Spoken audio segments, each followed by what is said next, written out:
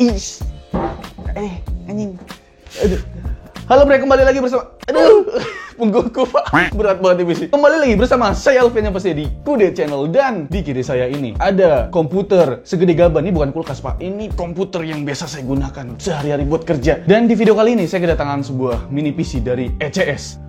Wah, ini dia mini PC dari ECS. Dan kalian bisa lihat, ini mini PC-nya, ukurannya kecil banget, namanya juga mini PC. Dan ini PC yang bisa digunakan untuk bekerja, untuk editing, gaming, dan segala macam. Bedanya jauh banget Bapak. Jadi di video kali ini saya dipinjamkan oleh ECS, yaitu mini PC dengan tipe Livawan H410 untuk ya dites dan gimana pengalaman saya setelah saya menggunakan mini PC dari ECS. Dan saya ada bandingkan sedikit, ini sebenarnya nggak sedikit sih, banyak juga sama PC sebesar ini Pak. Yang pertama perbedaannya udah jelas dari ukuran. Ini PC itu makan tempat banget Pak. Jadi di meja ukuran 1,2 meter, kalau ditaruh PC segede gaban ini, pastinya sudah full dia punya meja Bapak. Jadi kalau misalkan kalian pakai mini PC itu bakal ringkas banget gitu. Terus yang kedua, maintenance-nya itu pasti lebih sulit dibandingkan dengan mini PC ini karena memang ya kecil gitu kan. Dan perbedaan yang ketiga udah jelas ya Pak. PC besar ini mengonsumsi daya yang sangat besar pastinya, tapi mini PC ini untuk konsumsi dayanya itu sangat kecil karena memang bodinya juga kecil gitu. Jadi ya gimana sih pengalaman saya setelah saya menggunakan mini PC dari ECS, yaitu ECS Livawan ini? Langsung aja simak video review dari saya. Sebelum kita review, kita lihat dulu yuk ada apa aja sih di paket penjualannya. Pertama, unit mini PC-nya kecil juga ya. Lalu ada adapter 120 watt dari FSP, kabel power kaki 2 buat di Indonesia, lalu kabel power kaki 3, dan ada stand PC ini untuk berdiri vertikal. Lalu ada mounting bracket untuk di monitor dan baut-baut pendukungnya cuy. Dimulai dari desainnya kali ya. Livawan H410 ini tampak minimalis cuy. Bagi orang awam pasti akan mengira bahwa mini PC ini adalah sebuah router atau PS2 yang slim dan bisa dikira emak itu sebagai DVD player cuy. Waduh saking kecilnya ya. Ukurannya sangat ringkas cuy. Sebagai gambaran, saya letakkan HP berukuran 6 inci dan satu botol air mineral 600 ml dan itu kecil banget Pak. Untuk lebih tepatnya, Livawan H410 ini berdimensi 205 x 176 x 33 mm.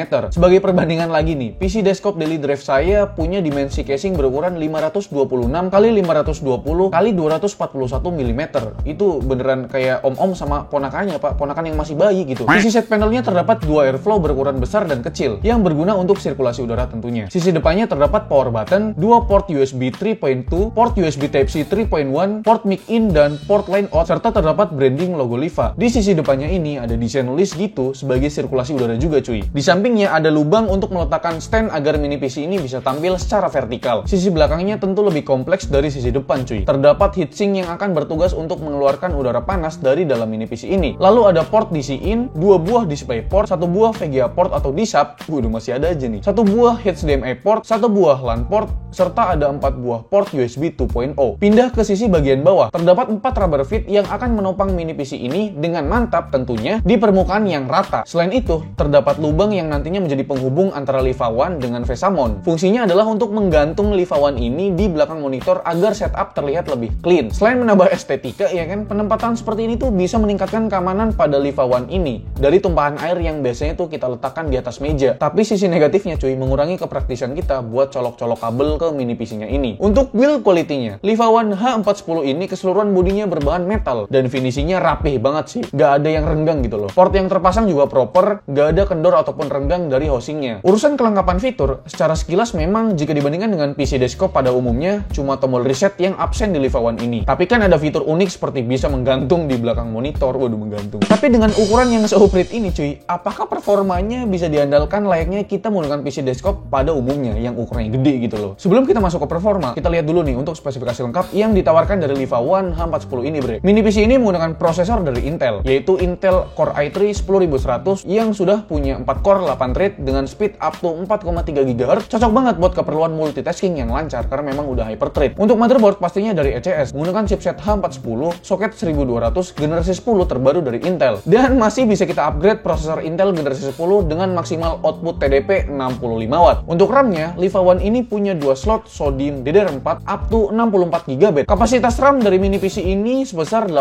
GB DDR4 dan masih tersedia 1 slot untuk upgrade ke depannya cuy. Untuk storage atau penyimpanannya terdapat 2 pilihan. Unit Livawan yang saya terima ini datang dengan SSD SATA dari Apacer berkapasitas 240 GB dan masih tersedia slot M.2 untuk opsi upgrade M.2 SSD atau bisa dipasang NVMe juga cuy. Untuk konektivitasnya ini lengkap banget. Mini PC ini dibekali dengan Bluetooth 4.2 Low Energy yang sudah disertifikasi oleh Postel. Buat yang nggak tahu Postel adalah sertifikasi yang dikeluarkan oleh Direktorat Standarisasi Perangkat Pos dan Informatika yang merupakan badan turunan dari Kementerian Komunikasi dan Informatika atau Kominfo. Ya, itu informasi yang menarik juga sih. Lalu konektivitas selanjutnya adalah Wi-Fi, biar kalian nggak perlu lagi beli USB Wi-Fi ataupun Wi-Fi PCI, yaitu menggunakan Wi-Fi dual band AC dan 1 gigabit LAN. Untuk urusan maintenance ataupun kalau misalkan kalian mau upgrade mini PC Liva One ini, kalian cuma butuh obeng plus aja, nggak butuh tool atau alat tambahan khusus gitu loh. Jadi kalian tinggal buka baut satu, lalu kalian dorong case-nya ke depan, lalu kalian tinggal angkat case-nya, nanti otomatis akan kebuka. Dan itu gampang banget. Untuk sistem operasinya, Liva One ini berjalan di Microsoft Windows 10 pastinya. Walaupun ini mini PC, tapi kita bisa menggunakan dua monitor sekaligus cuy. Pakai DisplayPort lagi, biar kerjaan makin simple kan kalau pakai dual monitor gitu. Semua spesifikasi di atas tentu aja masih bisa kita upgrade sendiri jika dirasa spek bawaannya tuh masih kurang cuy. Nah, yang kita tunggu-tunggu nih untuk pengujian performanya dengan cara melalui beberapa tes benchmark. Pengujian pertama yaitu prosesornya. Menggunakan software Cinebench R15. Untuk multicore-nya yaitu 848 poin. Sedangkan untuk single core-nya yaitu 175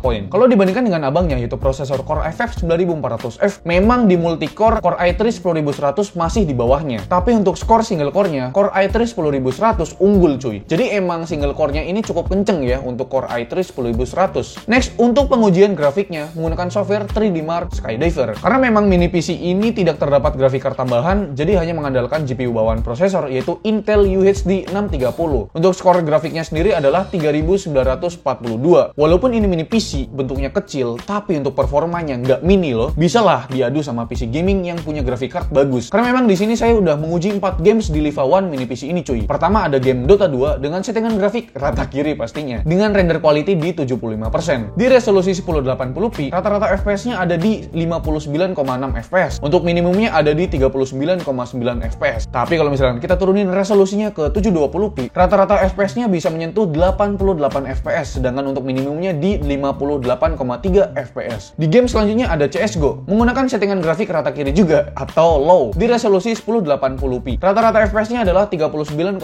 FPS. Untuk minimumnya di 14,5 FPS. Tapi kalau misalkan kita turunin di resolusi 720p, rata-rata FPS-nya bisa menyentuh di 78,6 FPS. Sedangkan untuk minimumnya di 44,8 FPS. Oke juga nih buat main CSGO ya. Selanjutnya saya ada tes game Valorant juga. Games yang lagi rame nih cuy. Menggunakan settingan grafik rata kiri juga ya. Di resolusi 1080p, FPS yang dihasilkan adalah 56,4 FPS. Untuk minimumnya di 39,2 FPS. Tapi kalau kita turunin resolusinya ke 720p, rata-rata FPS-nya naik ke 89 FPS. Sedangkan minimumnya di 58,2 FPS. Hampir mirip ya sama game CSGO. Nah, pengujian game terakhir ada di games GTA 5. Di sini saya menggunakan settingan grafik rata kiri pastinya atau normal. Untuk resolusi yang digunakan adalah 720p aja ya Pak ya. Untuk FPS yang dihasilkan tidak terlalu tinggi ya. Rata-rata FPS-nya adalah 27,9 FPS. Untuk minimumnya di 22,8 FPS. Itu nggak playable banget sih menurut saya. Tapi kalau misalnya kita turunkan resolusi paling rendah di 800x600p, FPS rata-ratanya ada di 39,5